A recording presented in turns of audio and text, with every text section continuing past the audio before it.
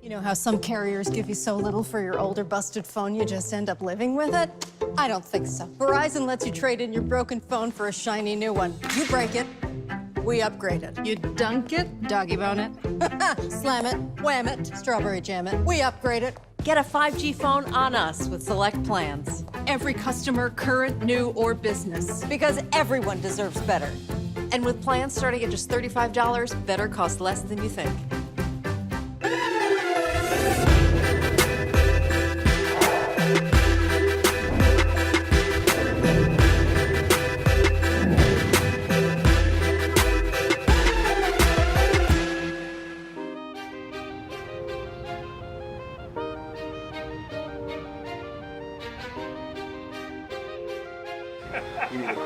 Johnny Gill, take one.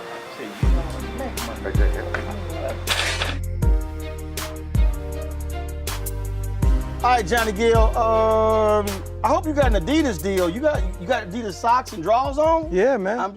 I'm matching everything. I match up. Yeah, because you coordinated. Coordinate. If John Witherspoon was here, he would. Come on, you know how I do it. Come on. You ain't doing too bad yourself. Well, the yellow. Hey, look, let's show them the socks. See, I see. Come on. Coordinated. Right. I mean, come on now. If you're gonna do it, you're gonna do it. You know. I figure we're gonna come out here to LA, do some interviews. I ain't gonna wear no blue suit. So you know. And he came LA style. And plus, you know, and when you own your shit, you can do it, yeah. Because you ain't got to run it by nobody. Yeah. You know. You're your own boss. Hey, that's the only way. That's the only. But you know that. Because a lot of people, I want to talk about that, because a lot of people don't really understand how, you know, you've been in this music game. Almost now, 40 years. Almost 40 years. Next year, make almost 40, yeah. But you reached a point where you realize, I've got to be in control and own all the elements to do what I really need to do. Yeah, I am so proud to say I own me. And, you know, we've been in this game, like I said, almost 40 years. Having a moment where, a period where there was I didn't record for almost like 16 years. And I didn't record for 16 years because I didn't want to record. I didn't record for 16 years because I was under the impression that, you know, you're old school, nobody really wants to hear, you know, that kind of music anymore. Right. I am, and you know, you start going, okay, you see the music is changing. Yeah, I didn't record for almost 16 years before I recorded the In the Mood album, a Still Winning album.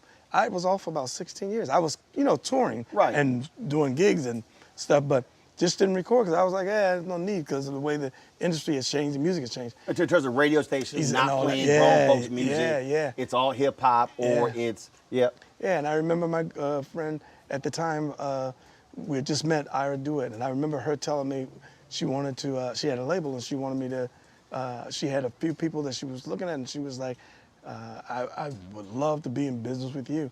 And after I recorded that first song, the first single, In the Mood, that single ran for almost a year. We had to call radio and go, hey, we want to put out another record. Yeah, I mean, we thank y'all for the support, but what we doing? Can we slow it down and get ready for another one?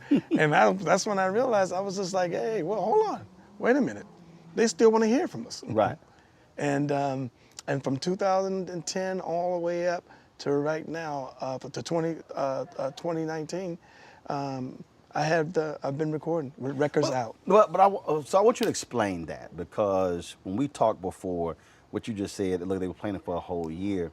And then when you dropped the album and then you brought New Edition, brought the guys in, the song Takes Off, blows up. You then, because you understood the game, you said, no, we're going to ride this song for X amount of period of time. Yeah. Then we're going to drop this one. And people like, oh, John's a new album. You're like, no, that's from the same album. Yeah, but you understood the science of the business. Yeah, and that's the thing that catches most artists all the time. Record labels, I didn't realize until I became a label owner that all these years I would hear, you know, you get singles, 3 singles. Okay, we got to get ready for a new album because radio's tired of that one, and we got to get ready for a new album. and not realizing until I became my own boss, it was never that. Nobody listens to records, to songs, and go, "What year was that made?" When a new record come out, or how long has this album been out, and how many more singles are coming off here? Nobody listens into that. No. But we were under the impression from being in, I realized what was behind it, the labels when it comes down to that, and that was simply they make their living and make money off of. They have to have a lot of music. That's what they do. Volume, and they just keep throwing stuff, throwing. So they, what works, they what need a doesn't whole work. roster of people And pumping out. So if you got 25 acts, they figure we're gonna get 2 songs out of each. If they that's stick 50 songs. If one or two or even 3 stick to the wall, they home free. They had a great year. So, you start understanding, looking at the dynamics in this, and I'm sitting there thinking, wow. I'm like, you mean all this time? So after I did the Still Winning album with Ira, I then became I solely just went out on my own. And the Game Changer 1 album, that album went for 4 years. I had 6 singles, number 1s and top 5s. And I realized that radio don't sit there and look and go, "What year did you record the album? Right. How many singles now you got off here thus far?" They just said, all I know, people only, what I realize is that if it's great quality work, great song, great music, and there are people that can connect with it, Right. that's the business doing that other stuff. Right. Fans, people that love music and you making great quality music, they could care less when it came, how long it's been out, none of that stuff. It's just that as soon as they hear it, I call them the jury. Once you get it to the jury, it is up for them to make the decision. And you've had to deal with significant economic hardships in the business. Yeah. You had to deal with losing everything. Yeah. And so how did that impact when you were in control of it, where you now saw what all the expenses look like? We were talking beforehand again about, in terms of, so for me, I know exactly how much that light stand costs. Yeah. And that light, and that C300, and that 405, and that cine slider, and that slider, and that camera up there, and that switcher. So I know how to use it. Yeah. I know how to I can do those jobs. I can sit here. But it's also from a business standpoint, knowing, no, I can't afford that Canon C300 right now. Yeah. But we know how we can shoot with that XL405 4K camera. And get the job done. So for you, talk about what that has been like. Not getting caught up in, well, who paying for the limos? Who paying for this? Who paying for that? Yeah. Okay, all that food is all that food that nobody eats in the dressing room. Yeah. I mean, so talk about how that is, how you've worked that and developed that. As an artist, every artist, if you ask any artist that has released a record, and it could be successful or so-so, but every artist will come back to you and tell you, the record label, oh, it was good, but they could have done more. Like, we're never satisfied. I did find a new level of respect for the labels when you become your own boss and begin to understand what it costs to get a record out there, what it costs to have a PR firm, what it costs to get out and go and promote, all those things. When you're putting that bill yourself, it teaches you a valuable lesson. And though we can look at and say the labels could have done better, or it's like I understood and made you understand the game, the business. And I tell you, it's something that I tell you that if I had it to do all over again, I wouldn't change a thing. It allowed me to really grow up. It allowed me to understand what it meant as a black man, young black man, to own, to begin to realize that you can be successful and you can do it by simply taking control, not only over your music and your masters, but over everything. And I tell you, man, I love seeing that there's more Afro-Americans in our game, in this business, that are entrepreneurs that Right. are really doing the damn thing, doing their thing with owning their stuff. That are looking at themselves as corporations. Yes. Yeah. As opposed to I'm working for you. I mean, Yeah. I think about. I mean, that's what when you go back to Prince at the Soul Train Award. That's what he was talking about. It wasn't just own your masters. He was like, no. Understand. Look at when you're on tour. When him and the Warner Brothers and that whole deal, he realized, wait a minute, hold up. When y'all were flying over to Europe to see me perform, I was paying for that. Yeah. Yeah. When you have taken a Concorde, I was paying for that. Yeah. I mean, and that's this is what I constantly talk about, Johnny. You had better understand the business of your business. You better believe it. That's what gives you longevity.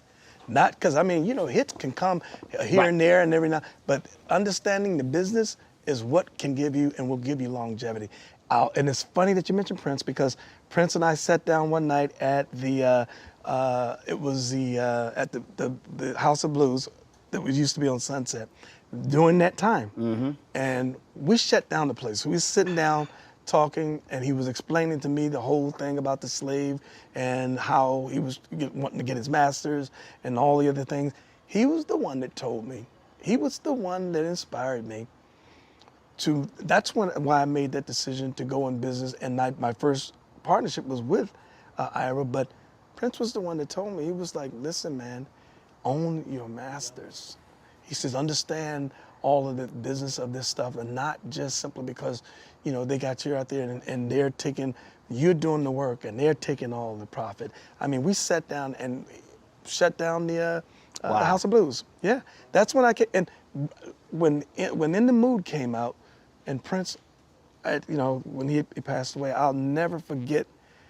What hurt me more than anything was and it still weighs on my conscience today. I just wanted to know, was he aware? Did he know? And that was what drove me to going in business for myself, the understanding what it meant to own my own label and to become my own boss.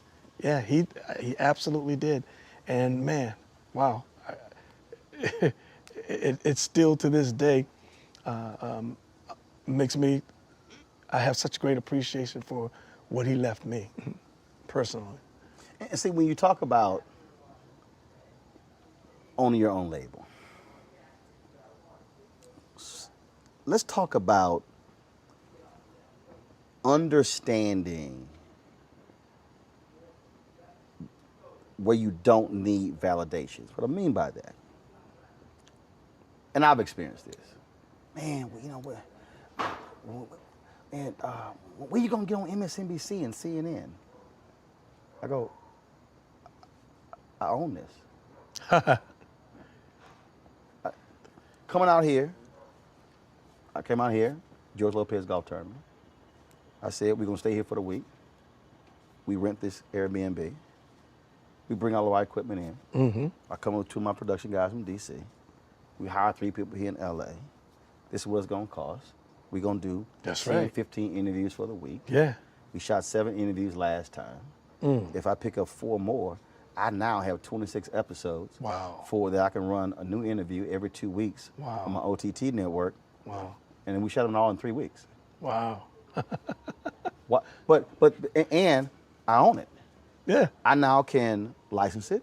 Yeah. If someone comes to me and they say, hey, we would love to pick up your interview series, Roland, on Netflix or Hulu or Amazon Prime or somewhere across overseas. Yeah. They got to negotiate with me. Yep. The licensing fee.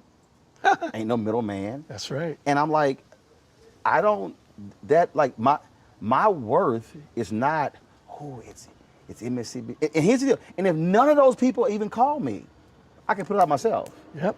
And I'm perfectly happy, content, satisfied that it's quality, it looks awesome, shot well, great content.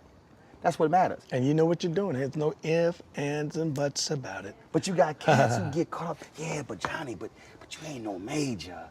But it's not. But it's like, man, and that's what I'm saying. It's this thing where folk just they think that, yeah, but that's not major, because they're seeking that validation versus the quality of the work you put out? Listen, I sold 3-4 million records from that the Johnny Gill album with My. I sold a couple million with the Provocative album, and the list goes on. You know where I still get most of my royalties? I still get, and they're still coming in strong. And I've made more from my royalties on my independent records from both of from the Still Winning to the Game Changer 1 and the Game Changer 2. Like, it's not even, there's no comparison. Prince said that. No comparison. Prince did an interview, and it was when he released Emancipation 1, 2, 3. And it was, I never forget, it was an online interview with the Report. And they were, well, you know, this is only sold X number of units. And Prince said, do y'all realize that I've made more money off of this album here than the Purple Rain? Yeah. They were like, what are you talking about? Hey, Purple Rain was a blockbuster. He's like, no, I made more money off of this. And that's what I mean. So you get these people who think, oh, but this huge, y'all were big, these huge projects, and you were selling the stuff. It still came down to, yeah, it sold a lot. Yeah. But I wasn't the one who made a lot. Here's my reality. I'd much rather go to work and get on that stage and get my money than to try to figure out, I'd rather get paid less, but I'll get more of an audience in there yelling and screaming to make me feel good, because I can't take those screams to the bank on Monday morning to deposit them. So this is what I tell people. I can't deposit. You did a good job. Yeah, it don't work. So, so I've learned a long time ago, man. It's just not about how many screams. I appreciate those that appreciate me, love that. But at the end of the day, what is most important is understanding your value and knowing that when I walk off that stage, I can go home and I can deposit and I can take care of my family because I put in my work. Right. You know, so that's what's most important to all of us. And I think once you get past that and needing, because sometimes I think it's about validation for some people. Absolutely. I think I've been here long enough to understand and know who I am and what I'm capable of doing. And so it's like, I know those that show up are showing me already they appreciate me because they're sold, the buildings, the shows are sold out. So that tells me all I need to know. There you go. So, it's about taking care of business, man. And at the end of the day, like I said, you could be walking around the street and could be the most well-known person on the planet, but be broke as hell. And broke as hell. And I've seen quite a few and know quite a few that you'd sit there and you'd be thinking, well, wait a minute. I know they can't be. and they out there fronting, hitting you up for loans. Hitting you, yeah. You know how some carriers give you so little for your older busted phone you just end up living with it? I don't think so. Verizon lets you trade in your broken phone for a shiny new one. You break it, we upgrade it. You dunk it, doggy bone it. Slam it, wham it, strawberry jam it. We upgrade it. Get a 5G phone on us with select plans. Every customer, current, new, or business. Because everyone deserves better. And with plans starting at just $35, better cost less than you think.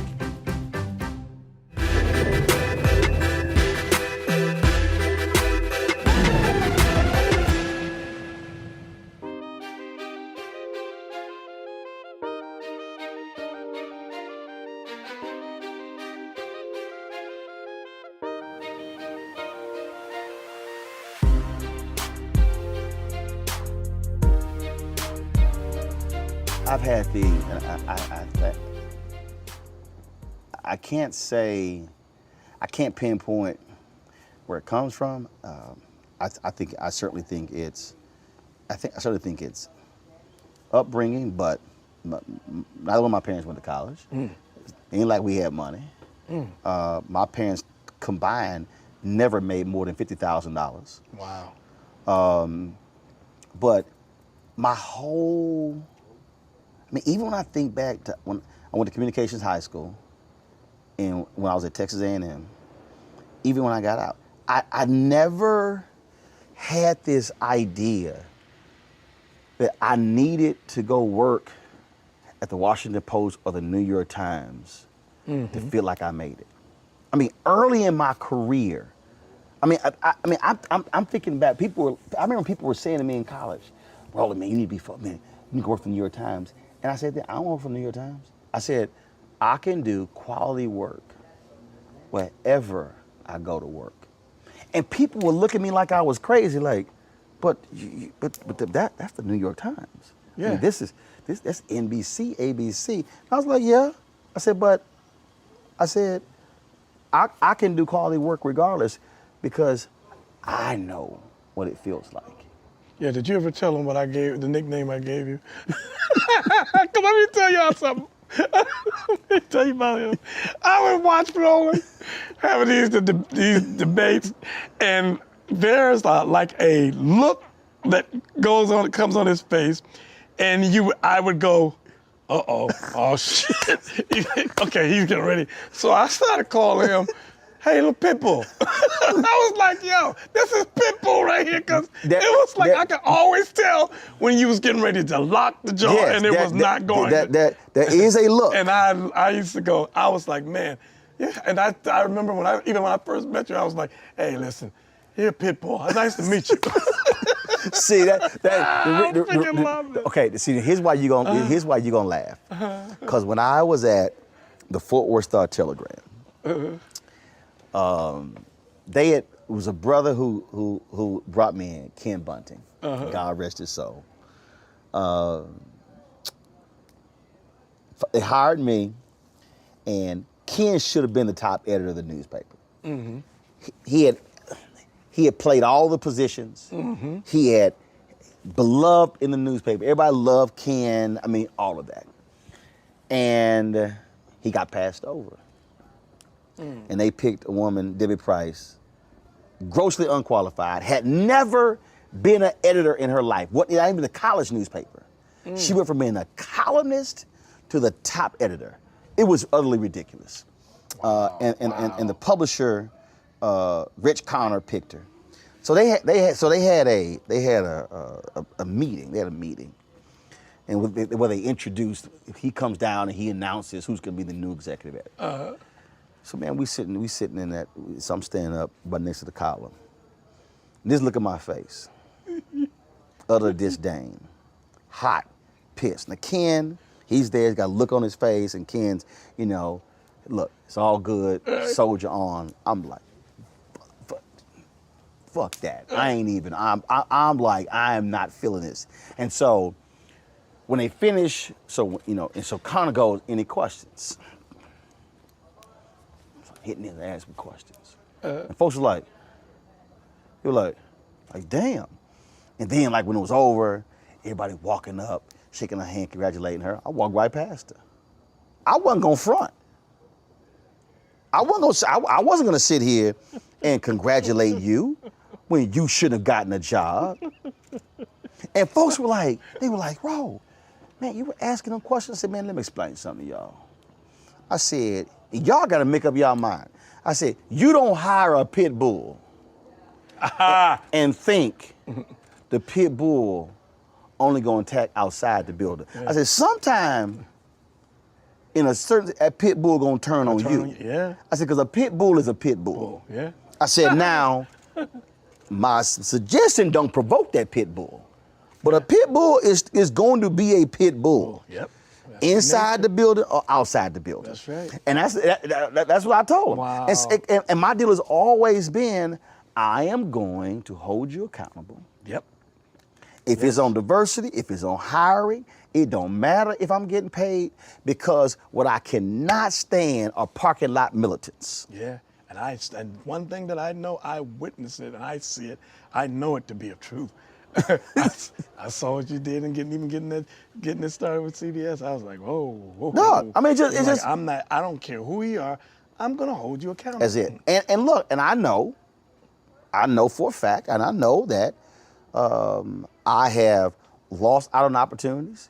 I know for a fact, like, I got no problem saying it, that I'm not killing myself for it. I'm perfectly fine. Yeah. There is no reason in the world that I'm not signed with one of the networks to be a top commentator. Oh, absolutely.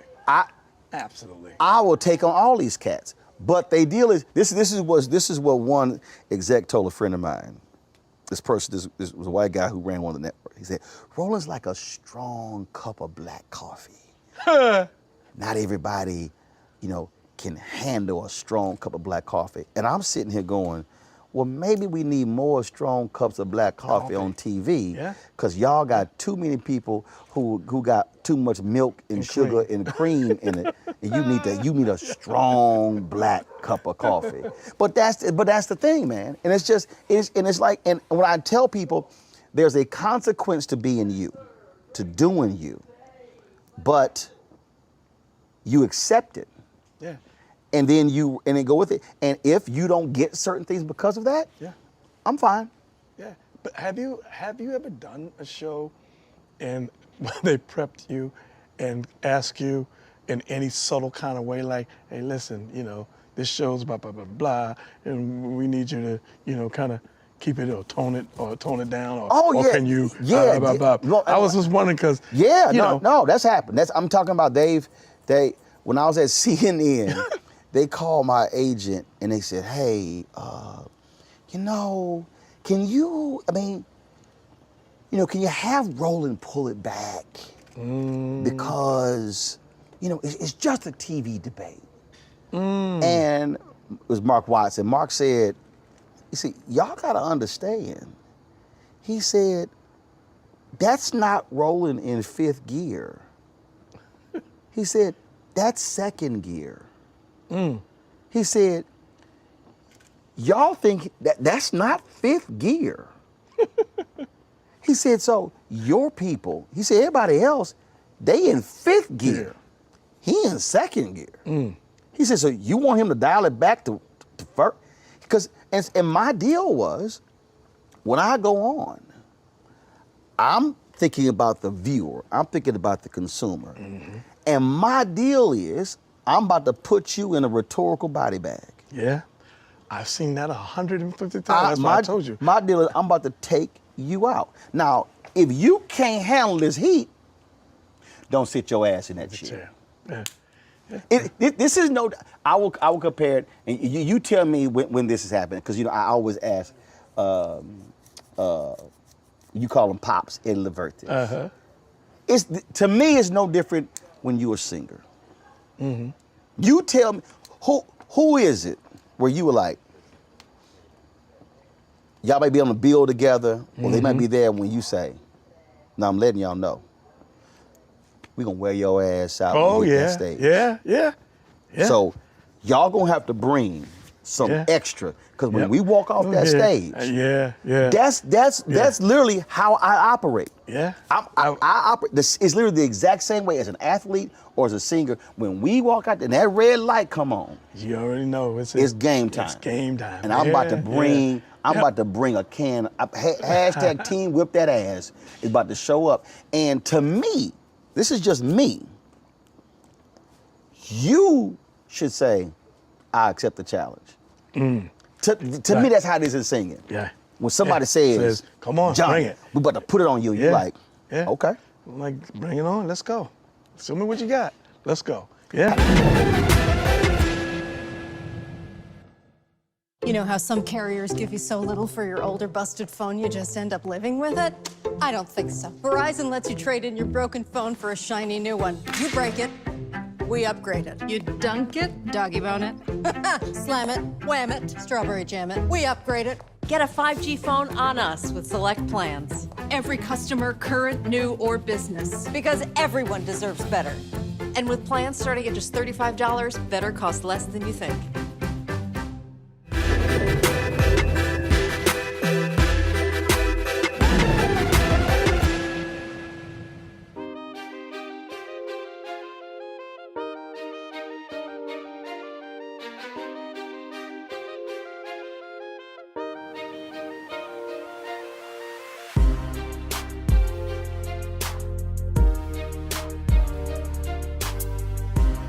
Give me 2 or 3 people where that's happened, where y'all were like, all right.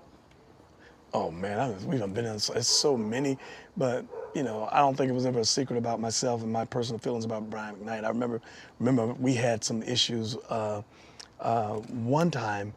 I don't remember. Go tell. Yeah, it was it was us and Brian going. We was on tour, so Brian wanted to be the headliner.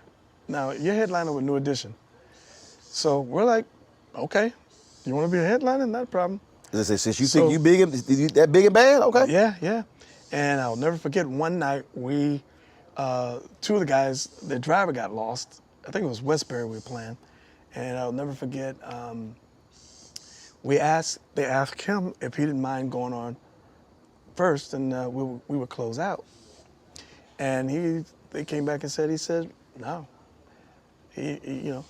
So that we were saying, I said, well, how do we give these people that have paid all this money their money's worth to see both acts that they came to see? Right. And I said, I think that was just really selfish and egotistical, because I was, couldn't have, it wouldn't even blink if you had asked me that and they was telling me, this is what the situation was. But on top of it all, and I'm sure he would admit it, on top of it all, he would go out after us every night, and the place was completely empty. And he never once said, hey, listen, I can't keep doing this, y'all. Y'all want to switch up? He took it like a man. Listen, I'll give him his props. He took it like a man. It was rough out there. By the time he would come out, you could hear echoes. Wow. And but I just always thought, for me as an artist, my mentality is, look at the show, look at the artist that's on there, make sure you look at who's got the most catalog, that stuff. The thing about people that come to see shows, you don't become a bigger artist or a lesser artist by going, I'll go on first, I'll go on third, I'm gonna close. That is such a myth. It's a myth that is so stupid and crazy. Making a show or become organic, where it builds and it goes and it does what it's supposed to do, because everybody knows their place and does their position. That leaves people leave there going, that show was incredible. Everybody was great. But see, that's Motown. Berry Gordy and their whole deal with Motown was, when they had all those acts performed, they were like, they killed it last night. They closing tonight. Yeah. And it was kind of like, what? It was one of the books I was reading, and it was like Smokey Robinson and the Miracles. It was Marvin Gaye, Temptation. They were all, and he was like one of the groups had they had a bigger name and they were hot, and they were like, yeah, but last night's show, they destroyed it. They closing, and they would switch it up. And so if the deal was, if you want to close, you got to go to work. You got to put that work in, and you got to do it. Lionel Richie told me this story, Doc. I hollered. So when B.B. King passed away, I called a variety of people, and Lionel said they were in Washington D.C., and he said it was Earth, Wind and Fire, the Commodores, and B.B. King. And they were sitting here arguing who was gonna close, who was gonna open, and BB said, "Hey guys, listen. I found an earlier flight out of the airport back to Memphis. So why don't I just go ahead and go on first, and then y'all can figure the rest out." Lionel said, "Man, BB walked. He said he walked out there with his amp and guitar, and he said he just destroyed that joint." He said, then the argument between Earth, Wind and Fire and the Commodores was, who the hell gonna follow that? He said nobody wanted to follow that. You gotta know your place. It was like, y'all going, no, I ain't following that. And he's like, BB didn't care. BB was like, I'll go out there. And that to me, because Frankie Beverly told me, Frankie said, it don't matter to me who closed. The deal is when you, and it's, and that's, to me, that's why I think when others bring the best out in you, when they throw that gauntlet down, and you know you got to that I can kick it to a higher gear. Welcome to challenge. Bring on that challenge. And that's when, and listen, this was many years ago. I don't talk, haven't seen Brian, and we don't talk any of that stuff. But what I've learned from that and what it taught me and what I've said to many people over the years, and it's still to this day, when we would go get on shows, if you want to go, Johnny went ham. It was something that I always still felt personal about it, because I always felt like, I respect his talent and his gift, and would hope he respect my talent and gift. But I often felt like and thought that we gotta always remember that first and foremost, This is a blessing for what we do. Many people can't do this. And also it's important to understand that those that have come before you, we stand on their shoulders. So it is important that we show some level of respect, because if it wasn't for me, you wouldn't be here. Right. I've only just made it cracked the door open just a little bit open more, so that it's a little bit easier for you. Right. So whether it's Frankie, whether it's Patty, to whomever, Mama Patty and them, listen, they don't even have to come through that door and wait for me. I wait for them to come to say hello. Right. I'll meet them and beat them at the door. Absolutely. To say hello. Why? For a number of reasons. One, because they opened the door and paved the way for people like me, and nobody's gonna have to tell me anything. And God forbid if one of my staff, somebody on my team treated or mistreated or disrespected them, your good is gone. But it's just not, to your point, it's understanding who's paying is the customer. And at the end of the day, it's the greatest show. Yes. Who puts on the greatest show? Yeah. It doesn't even matter. But bottom line, Ed, I gave a speech. I forgot where I was. I think it was in Virginia. And this woman came up to me and she says, "Hey, I'm singing the song after you finish." I said, "No, you don't want to do that." Aha. I said, you might want to go ahead and sing your song before I speak." She says, "No, fine." I said, "No. I'm trying to tell you, you do not want to sing your song after I get done." Yeah. She's like, "No, Mr. Martin, they got the plan." I said, "Sister, I'm just trying to tell you right now. If you sing that song after I get done, ain't nobody gonna be here to hear you sing." I said, because when I get to that podium, and when I finish this speech, I said, I'm gonna have these folk on their feet. They gonna be hyped, and I said, they gonna book right out of here. I said, I'm telling you. Yeah. You wanna sing this song before I get to that microphone. Wow. Doc, she sang before. Man, she said, when I got done, she said, "I'm so glad I took your advice."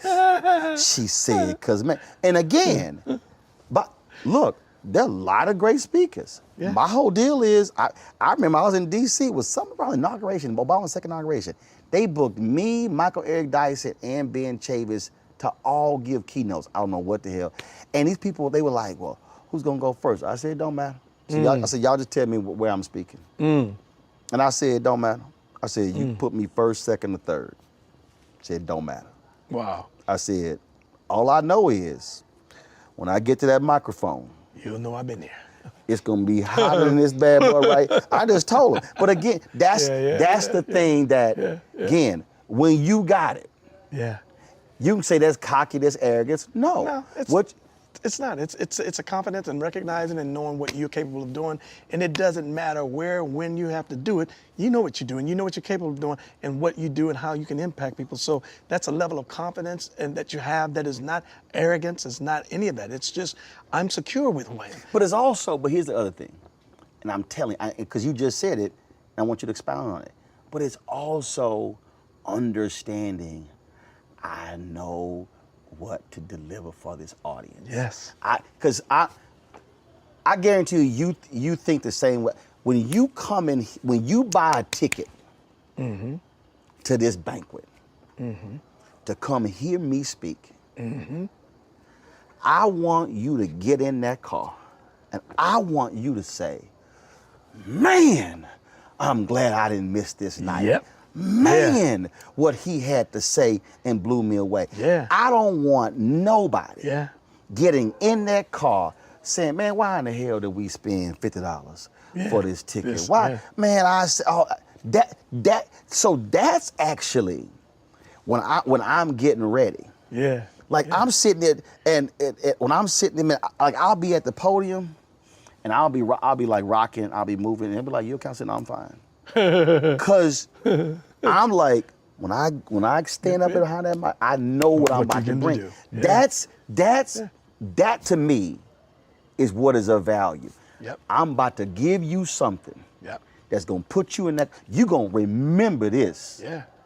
Because you know what to do and how to deliver, and you know what you're capable of. And that ain't got nothing to do with being arrogant. It is just understanding that once you are secure with who you are and what you do, listen, I've had times on shows where they'll go, hey, I'm closing. I want to close. Don't you ever put me on this show while everybody's arguing about who's going to close, because I'm always the first to yell, let me go on first. I'll go first. I'll go second. Put me on early. Why?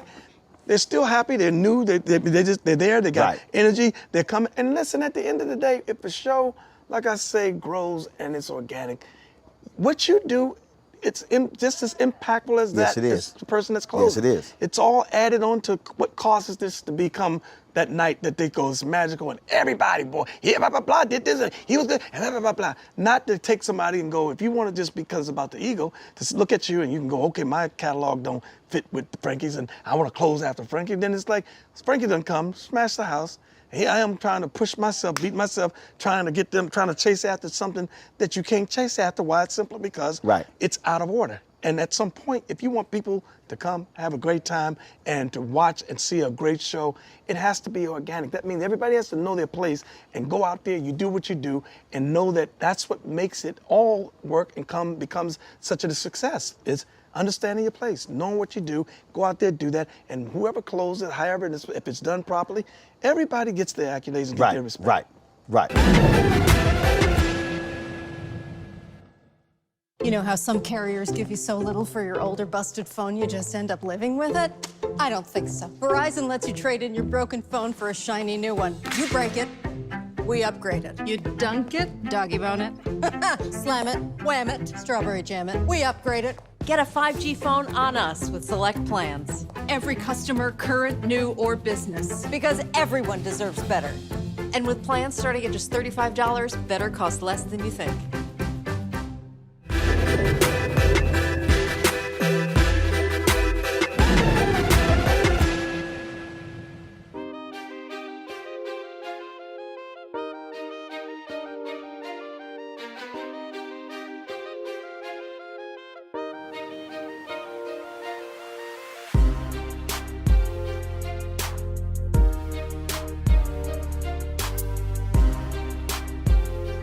If that was I'm not going to use this, versus, but who would you love, living or now an ancestor? Who would you love to be able to go toe to toe with? Versus? Let's just say, okay, let's do two. I'm just saying that concept. I'm just saying if it was a concert or whatever. I'm just saying if you. So I'm gonna give you who living, and maybe you've already done it, or maybe someone who's not, and male, female does not matter. Who would you love to match wits with, to be able to say, y'all two on the stage, you got a microphone and they got a microphone, let's get it on. Wow. Wow, that's a good question. Wow. It's so many now, and it's so crazy how nut comes to your mind when you can see so many. But, you know, if I had to go back in time, I would say Teddy. Teddy P. Teddy P, because, you know, such an inspiration to me. It wouldn't be besides nothing but to say that someone I idolize, someone that inspired me. It's like to be able to go, man, I wish I could have just stood on that stage with him, you know, doing what I do. Right. I've had the weirdest, one of the strangest stories I think I've ever had was I played Philadelphia, the end around. They called me, said, Teddy's coming. He was in a wheelchair at the time. He was coming to the show. In the show, I did a medley from Let's Get It On, Is It Still Good to You, TKO, and Turn Off the Lights. And I'll never forget, and you know, and in that segment of doing that in that show, you know, your audience lose their minds because why? Those are classics that they are familiar with. And I was looking so forward to meeting them, man, because I was like, Teddy's coming to the show. they rolled him in, but I didn't get a chance to even speak to say hi. Wow. After it, but it was, and you know, in Philly, we was getting it in. Right. So right. you can only imagine. I'm thinking, I wonder what was going through his mind when you are singing a song and people, their reaction is like you recorded the song, like you're the original. Right. I mean, it was just, you know, pandemonium. It was, you know, Right. every time we get to that section and throughout the tour I did, you know, that's just what would happen. So I said, I wonder what was going through his mind in watching or seeing that moment of those that have always said, oh, the closest to Teddy has been this kid that's Johnny Gill. It's Right. like, you know, and I was so looking forward to that, to meeting them and seeing them, but never. Wow. Yeah, but they come and left. I was So, just like, so who today, who would you love, again, and just for the enjoyment of the fans, but somebody who, like when I asked Wayne Brady this, for him he said, Jamie Foxx. He would love to go toe-to-toe with Jamie. yeah. I would probably say my uncle, Uncle Charlie. See, I knew I had a because it's funny when we were talking about closing. We were talking about close. First, I said, if it's one cat, I would not want to have to follow. Yeah. Uncle It's just Charlie Wilson. Yeah, Uncle and Frankie Beverly. Those two, and even Sweat. Sweat's catalog is insane. But you know that's so close to home that sometimes when I go on. Charlie makes sense. Here's why. I think y'all's energy. I mean, when I think about Keith and I think about Frankie, Yeah. those are different styles. Yeah. I think y'all's energy is very similar. And Yeah. Uncle Charlie says, I'm old school and new school. Yeah, yeah. Well, the rally is, Yeah. so are you. Yeah. So the thing is, Yeah.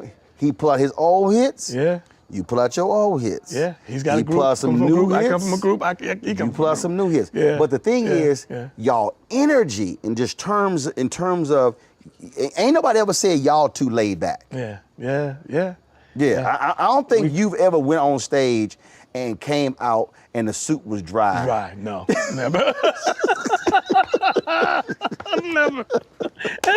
As a matter of fact, and if that ever happened, I'd volunteer to give everybody back their money.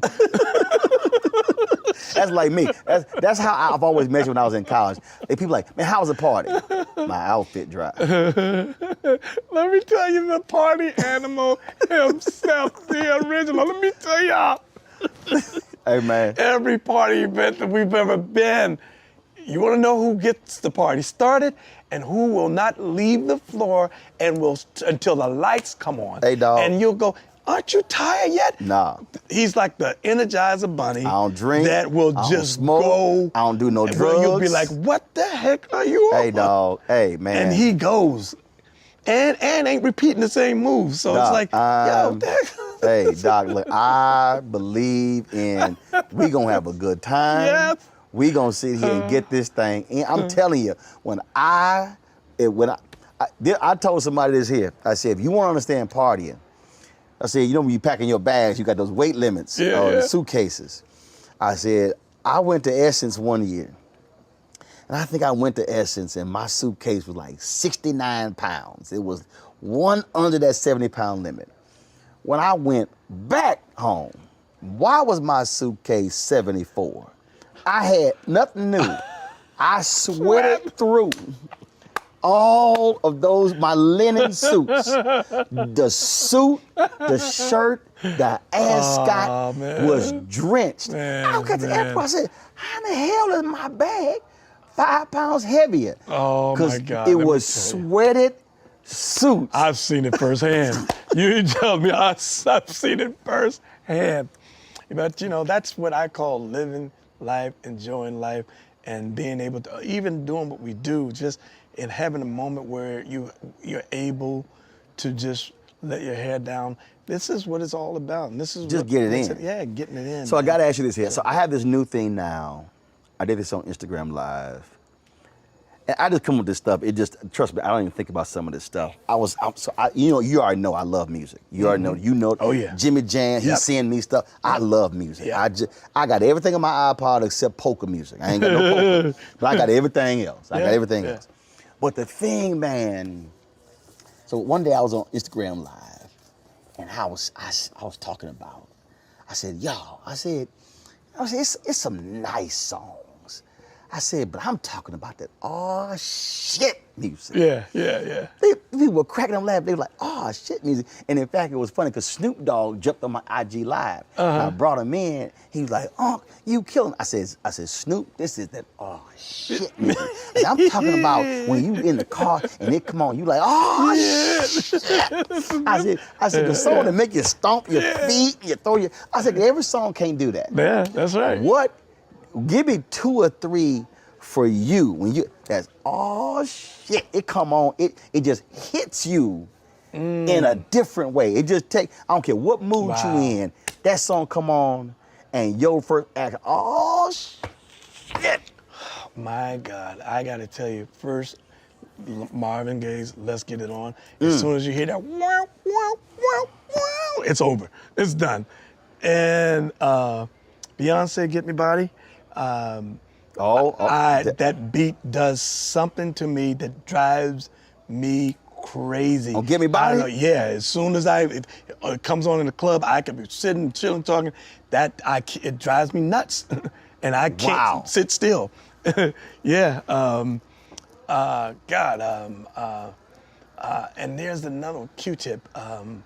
What was the other joint that he has? There's like several of them, man, that I just, if I hear them, I cannot sit still. Bruh. So when you mention Marvin Gaye, Raheem DeVaughn performed with Fred Yonnet at the opening of the Howard Theater. Bill Duke handled the musical arrangement. Dick Gregory was there. Bill Cosby emceed. And Joe Sample was also performed. Oh my goodness. Bruh.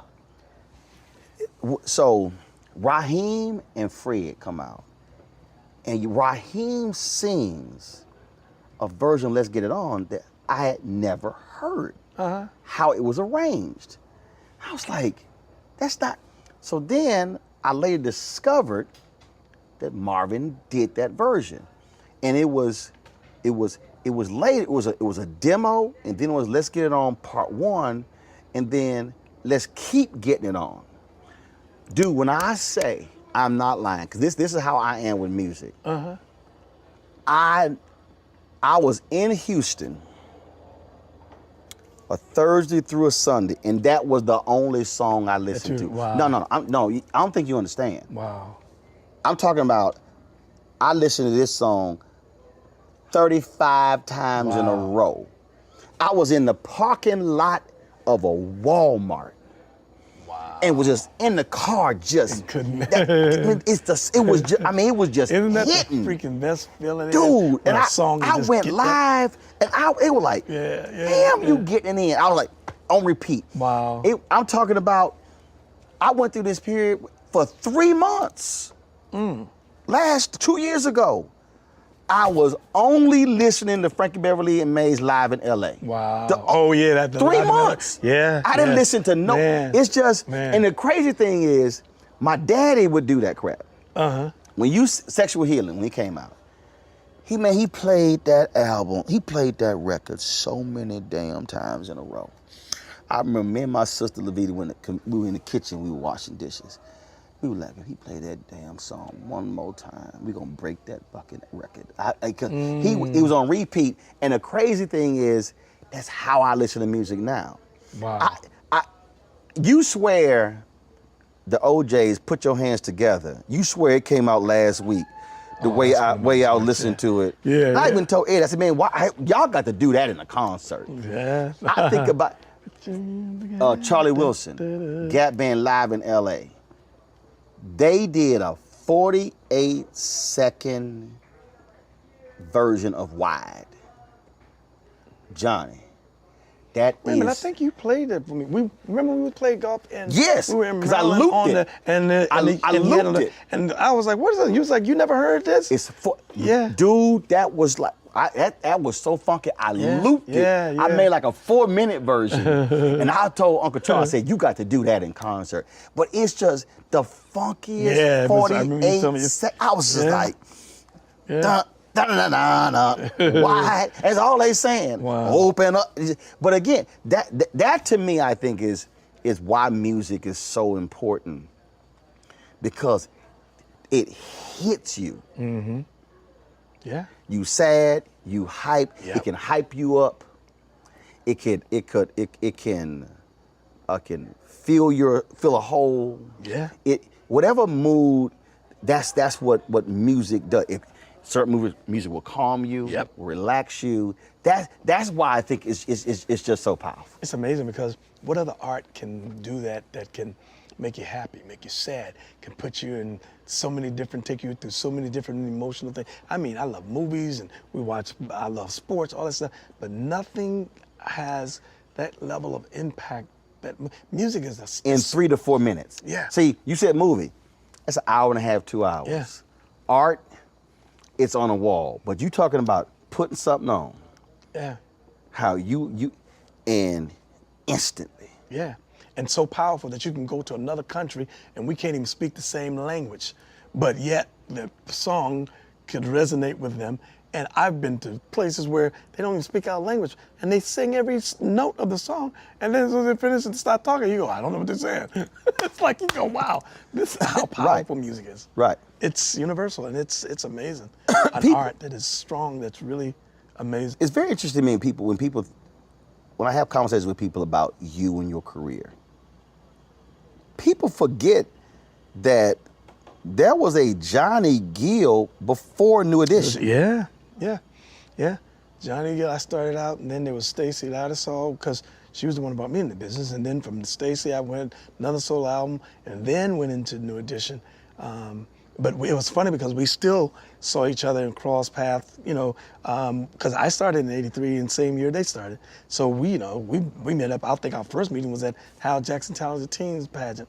And then we started, crossing paths and seeing each other and speaking, seeing what's happening and, became, pretty good friends. But yeah, it was funny because how ironic, we started at the same time. And, then it all happened when it happened. But it was, I had a couple of solo albums before. My very first song that really started to get people's attention wasn't a hit. It was just an attention grabber. Was Half Crazy, and that was written by Linda Creed, who wrote a lot of what she wrote with Tom Bell and she wrote that was her very last song she actually wrote before she passed away of cancer. But it's like and it's what I always tried to be conscious of and made a conscious effort was to not get locked into being just this one-dimensional artist. And people keep going, wow, he's like a chameleon. 1 minute you saw him, it was him, Stacey Lattisaw, then it was with the group, then it was with LSG, then it was Heads of State. I just constantly move to make sure people understand that I don't want to be locked into a box. I just want to express myself as an artist artistically and be able to have people to respect that and accept that, because. But it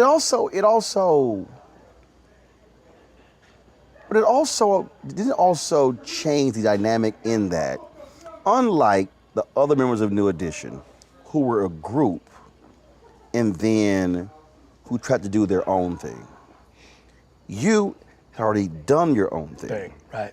And then you come into the group, and so your dynamic was different in that you weren't made by the group. No. Yeah. And that's a different situation when you are a successful individual. You come into the group, and so you're like, no, I'm bringing stuff with me, as opposed to I'm getting everything from you in the group. Yeah.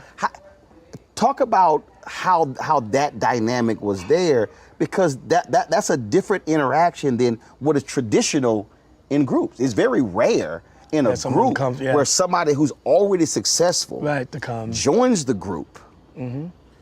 I had, in the beginning when I first signed with Atlantic Records, Henry Allen, God bless his soul, they knew there was something different about me. part of their biggest problem was we got a little kid that sounds like a grown man, and what do we do with him? Because what are you gonna do to old women? But yet he's got this voice, mature voice, but he's a kid. So it was really about timing of the body catching up with the voice. Right. I remember them when I recorded, a few of my solo records, and then as time went on, having an opportunity to join forces with the guys when they had asked me about doing that, it was like they were already out there. They were already hot, one of the hottest boy band out there. And I remember having the conversation with my manager, Bill Underwood, at the time, and we were all talking about how this can actually help me in the sense that you're going to get this level of exposure and to that younger audience that might not know who you are, because my music was so mature. Right. And I was still young, but yet at the same time. So it's like having that springboard, having that opportunity, we all brought something to the table. I think Right. they had reached the point where they wanted to get a more mature sound because they needed to make sure that they were growing with the audience. And so they felt like it was time to kind of balance out the sound, and thought that I brought that to the table. So it's like we all brought something to the table. Mm-hmm. And I think that ultimately, when you look at it, nobody knew what this was going to really turn out to be. But we had two of the masters, two of the greatest producers I think that ever did it, Jimmy Jam and Terry Lewis. You can have a lot of talent, just like a coach. Coach can have a ton of talent on the team, but if he doesn't know how to utilize the talent, Mm-hmm. you just got a team with a lot of talent. Mm-hmm. They were able to take the talent and realize and figure out how to bring this in, Right. bring me in smoothly, and be effective, and yet at the same time, Right. not take the audience and make them think, what the hell is going on here? Right. So, they were just, Jimmy and Terry just, to me, just unbelievable producers. Jimmy Jam and I were texting. He said, "Tell JG what's up." That's my road. You know how some carriers give you so little for your older busted phone you just end up living with it? I don't think so. Verizon lets you trade in your broken phone for a shiny new one. You break it, we upgrade it. You dunk it, doggy bone it. Slam it, wham it, strawberry jam it, we upgrade it. Get a 5G phone on us with select plans. Every customer, current, new, or business. Because everyone deserves better. And with plans starting at just $35, better costs less than you think.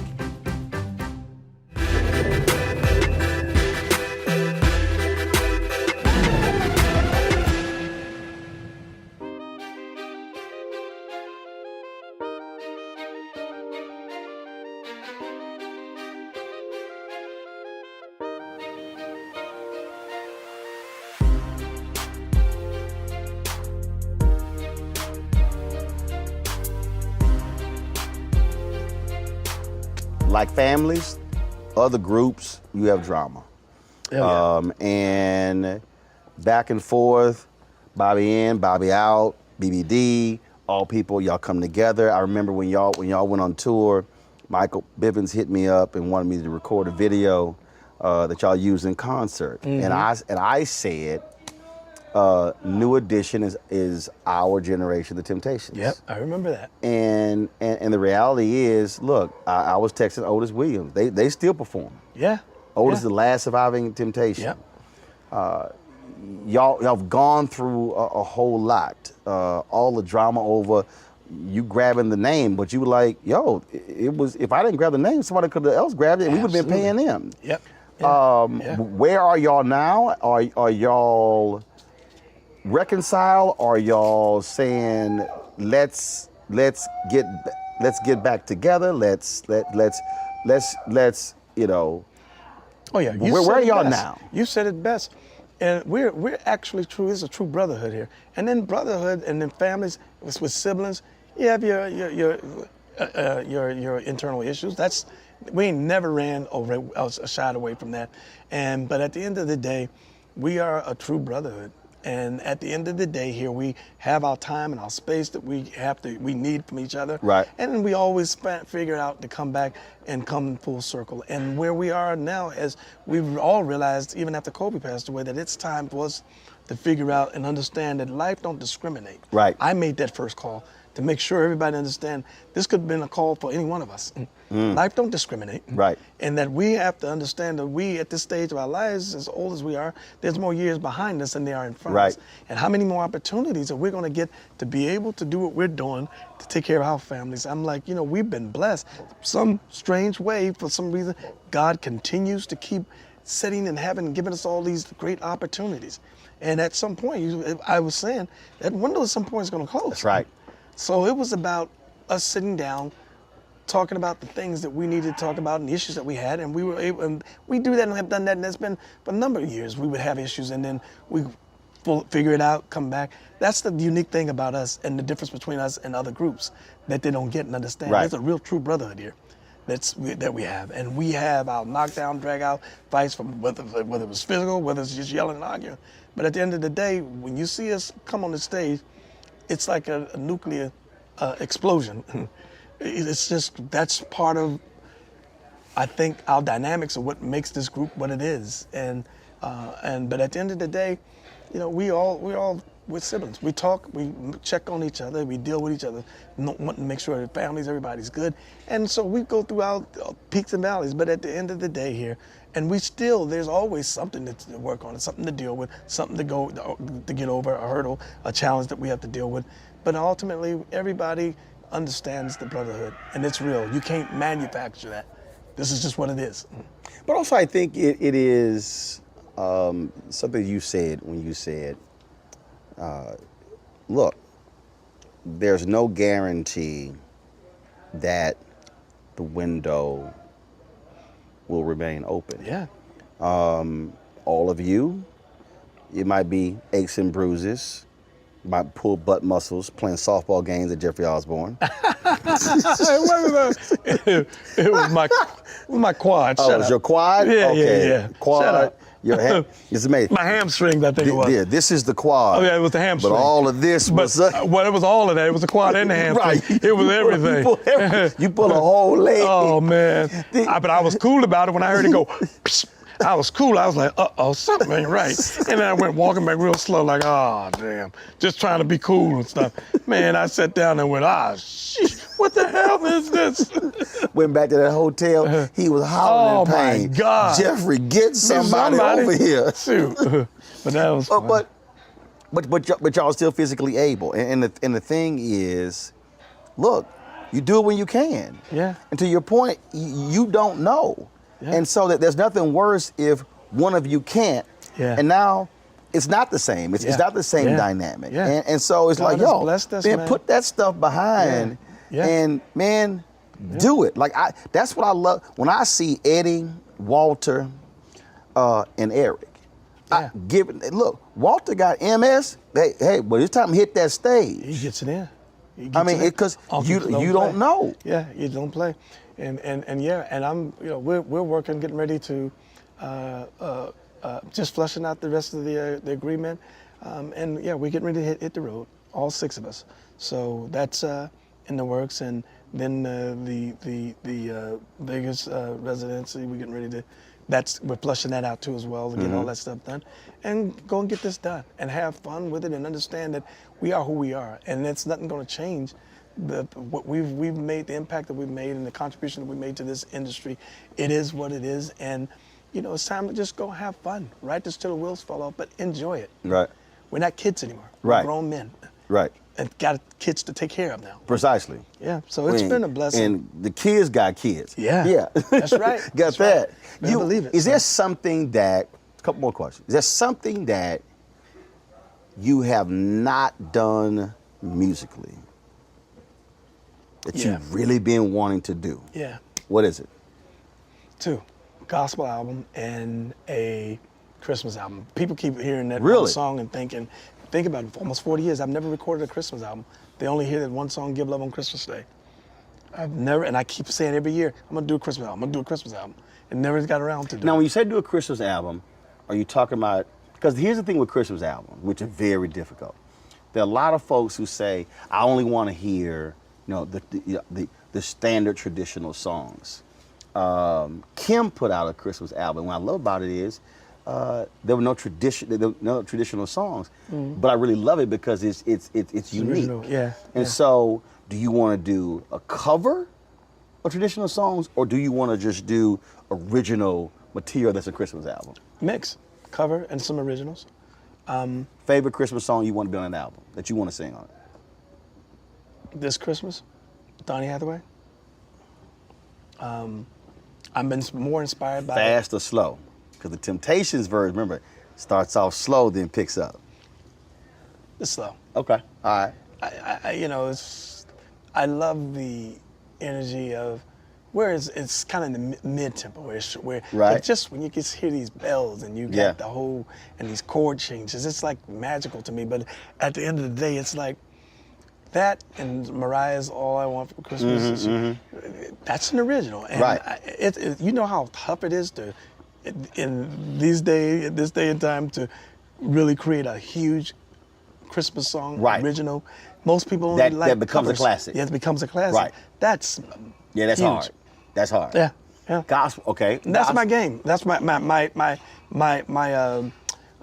dream that I want to do. Gospel album, same thing. Would it be original, or is there a gospel song that you absolutely got to do on it? I would mix that with some traditional and originals. So who? Okay, so if you did it, who do you want to partner with on that? Kurt, John P. So when you gonna do it? I keep threatening to do it, and I'm like, I do want to do it. I absolutely want to do it. I have some. Anthony, bring my two phones over here. Yeah. I So do have wanna you do it. Have you talked to him? Have you talked to him about it? No, I haven't. But I mean, we've talked. I talked to Kurt, and I talked recently. Talked when Rance passed away. I was Right. so distraught. I couldn't even We had hold talked it together, man. We had talked 3 weeks before that. Oh my goodness, I couldn't even hold it together. He was just like, man, but I told him, please give the family my best. At that point, I was just, because I just saw Rance maybe about 7 or 8 months prior, and then we kept saying, said, we got to do something. We got to do something.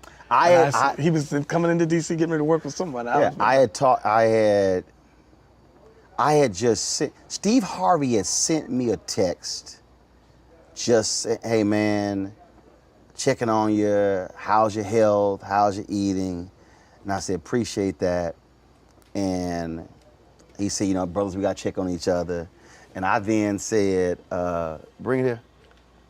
I then said, I think I sent a text to about 20 different brothers. And Rance was one of them. Oh, wow. And he called me when he got the text. And so we were able to talk. And it was 3 weeks before he passed. Wow. And we had talked, and he had told me, he said, yeah, man, I'm sitting here. I said, this surgery.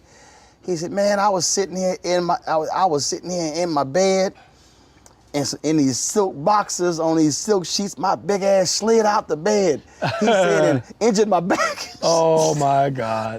We hollered laughing. Oh my goodness. We hollered laughing on that call, and man, had a great time. It tore me up, man. Now you said John P. Key, so you hollered at John? No, I've never even met John, but I know my Are you brother serious? knew him. Yeah, my brother knew him, and I was just like, man, this guy is just a freaking monster. He's a beast.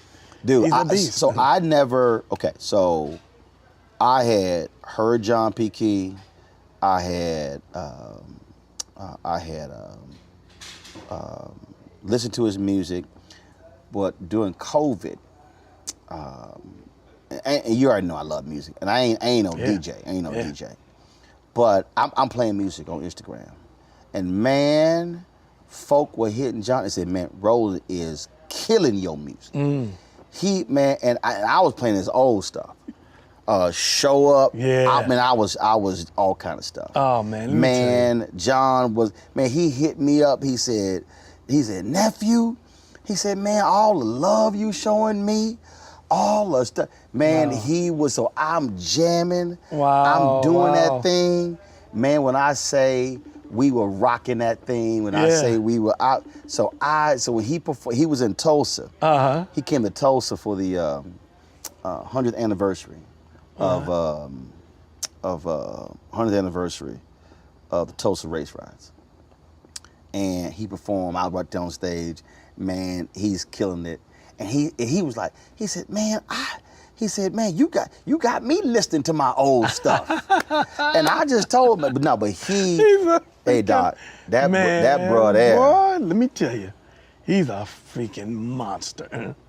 A monster. Yeah, yeah. Unbelievable. I was like, man, I'm like, never met him, but I know my brother knew him or met him or talked to him and said he had mentioned me. And I was like, John? I'm like, wow, he's a monster. Dude. Beast. You know, so, yeah. So, John P. Key, I'm sitting here interviewing Johnny Gill. That's what I do.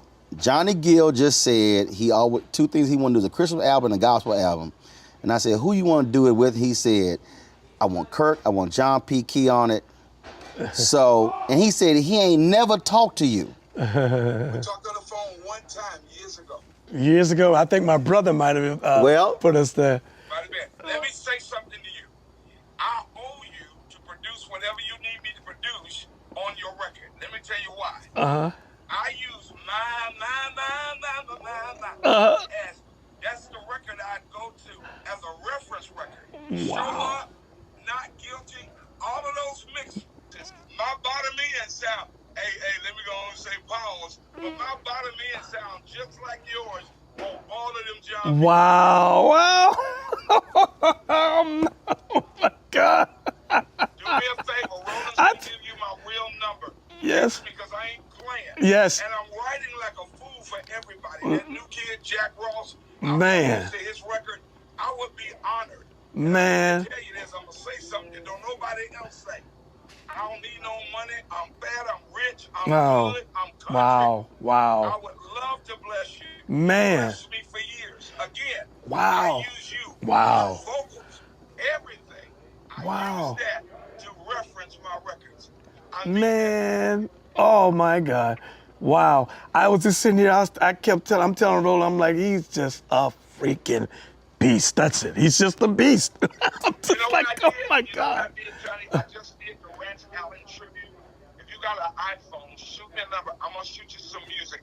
You're going to be so impressed with this record. Oh, And please, Roland, yes. Hey, look, Roland got it like that. Roland know he gets the music before everybody gets it. Wow. Roland, you mean you've been holding out on me all this damn time? What? What's wrong with you? And see here, okay, so John, check this out. What he don't realize is, he don't realize, when I interviewed Rance, I asked Rance the exact same question that I asked Johnny.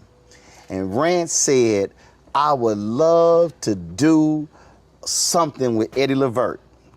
I did the exact same thing. I grabbed my phone. No way. I called Eddie and put Rance and Eddie on the phone together. Oh my God. I'm gonna make sure this man gets this record before it comes out. You got access to me, Johnny. I love you, man. I love you, man. Love you. Oh my goodness. Man. If anybody can find me, it's Roland. When Roland called me twice, I went on pistols out. I said, somebody that threatened his life. I'm that gangster preacher. I have to keep my eye on that one. All right, John. I'm going to give you a number. Yes. Hit me up, man. I'm looking forward to it. Yes, sir. Wow. Wow. Do we give you executive producer credit on it? Just give me a little note in the line. Just say, Roland thanks a bunch. You know, just This say, is my role, Roland dog. thanks a bunch. Let me tell you, y'all, this is my. Boom. You know, You got it. I already said it. We all have people that we've known and been known in this business, and I say this, and I've said it to his face when I call him Pitbull, but when it comes down to, if I had to go to war and had to pick one person on the front line to go to war with me, it would be my brother right here, my Pitbull. My freaking Pitbull. My man.